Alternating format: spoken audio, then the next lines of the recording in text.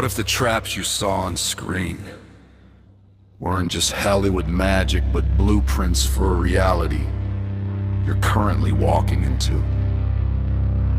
Think about the jagged metal, the smell of industrial grease, and the sound of a heavy iron door slamming shut, locking you away from the world, you know? You think you're safe because the cameras have stopped rolling. But what if the game never actually ended? What if the screams you heard in the theater were just a rehearsal for the one you're about to let out? Welcome to Shadowland, a place where darkness breathes and silence speaks. Tonight, we descend into the rusted, blood-stained history of the Saw franchise.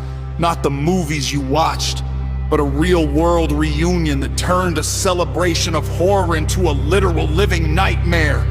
We explore the accounts of cast and crew who gathered at a secluded estate in the Appalachian wilderness, only to find that the legacy they helped build had developed a hunger of its own.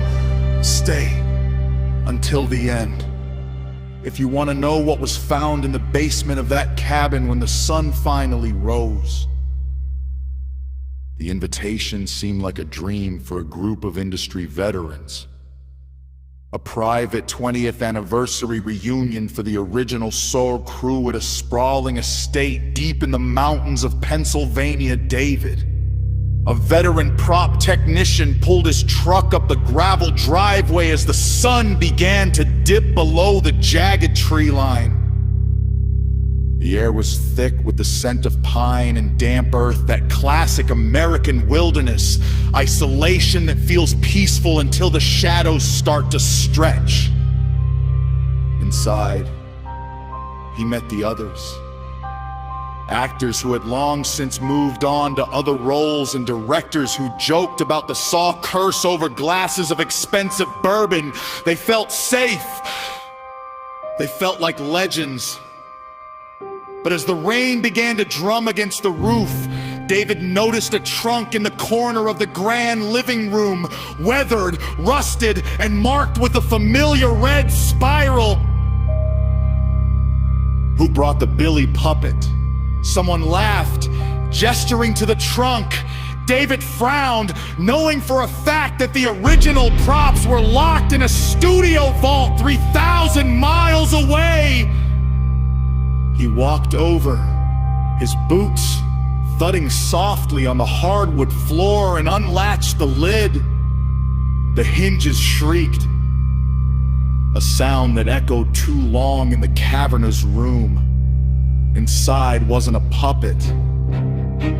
It was an old, analog microcassette player. David pressed play, expecting a prank, a recorded greeting to kick off the weekend.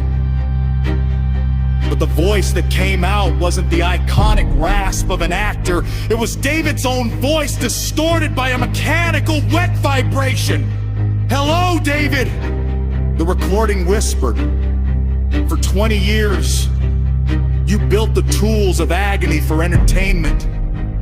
Tonight, we see if you truly understand the craftsmanship of survival." The lights in the house flickered and died. In the sudden oppressive darkness, the sound of the front door locking wasn't a click. It was the heavy and burst-real thud of a deadbolt that sounded like it weighed 100 pounds.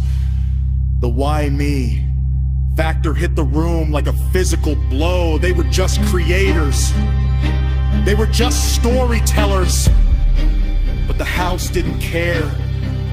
They found the first curse in the kitchen. One of the actresses was already missing. When David shone his light into the room, he saw her standing perfectly still. As he got closer, he realized she wasn't standing. She was suspended by high-tension wires woven through the very fabric of the room. She looked at him, her eyes wide and featureless in the uncanny glow of the flashlight. "It's not a prank," she mouthed. The house It remembers the scripts. They sprinted toward the basement, the only place that seemed to offer an exit. The walls themselves began to groan, the hallway narrowing as if the building were a giant modular machine. David reached a heavy iron door and threw his weight against it, bursting into a room filled with flickering monitors. On every screen, he saw a different room and the house being reset by figures that moved with a stuttering, frame rate glitched rhythm. They looked like people he knew, but their faces were smooth, featureless masks of pale skin. Then, he saw the final monitor.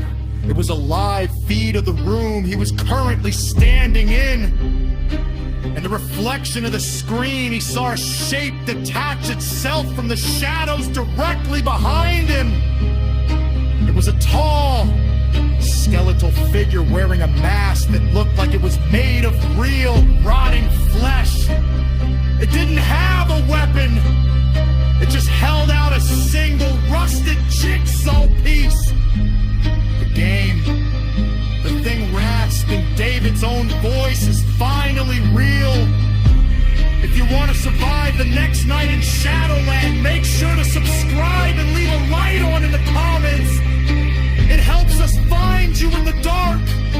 Sleep well.